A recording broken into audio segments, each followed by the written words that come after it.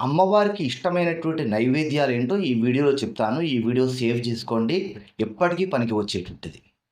మనకు లలితా సహస్రనామాలలో అమ్మవారికి ఎలాంటి పదార్థాలు ఇష్టం అనేటువంటి విషయము చెప్తారు. ఆ విషయాలను బట్టి ఆయా నైవేద్యాలను అమ్మవారికి సమర్పించడము కొంతవరకు శ్రేయస్కరం. ఏంటా నైవేద్యాలు అంటే గుడాన్న ప్రీతమానస అనేటువంటి ఒక నామం వస్తుంది లలిత సహస్రనామంలో. బెల్లం అన్నం అంటే అమ్మవారికి చాలా ప్రీతి. తర్వాత స్నిగ్ధౌధన ప్రియ అనేటువంటి నామం వస్తుంది. తెల్లని అన్నంతో చేయబడినటువంటి నైవేద్యం ఇష్టము.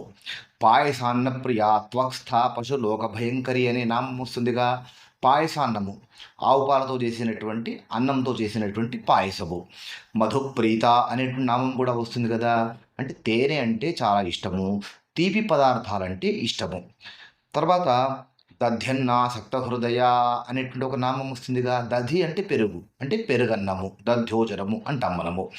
ముద్గౌదనాసక్త ప్రియ అనేటువంటి ఇంకో నామం వస్తుంది లలితా సహస్రనామాల్లో. ముద్గలు అని అంటే పెసరులు, పెసరులతో చేయబడినటువంటి నైవేద్యము. హరిద్రాన్నైక రసిక అనేటువంటి ఒక నామం వస్తుందిగా. హరిద్రాన్నము అంటే పులిహోర, కాస్త ఎల్లో కలర్లో ఉంటుందిగా. హరిద్రం అంటే పసుపు వర్ణం, పసుపు. సర్వోదన ప్రీతచిత్త అనేటువంటి ఇంకో నామం వస్తుంది. ఓదనము, ఓదనం అంటే అన్నము, అన్ని రకాలుగా తయారు చేయబడినటువంటి అన్నం అంటే కదంబం అన్నమాట. ఇదిగో ఈ పదార్థాలు అమ్మవారికి చాలా ఇష్టము అని మనకు లలితా సహస్రనామాల్లో చెప్పడం జరుగుతుంది.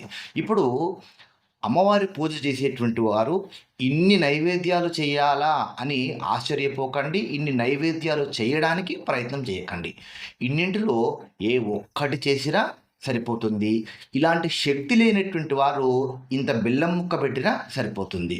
బాగా శక్తి ఉన్నటువంటి వాళ్ళు ఇన్ని నైవేద్యాలు పెడితే పెట్టండి గాక.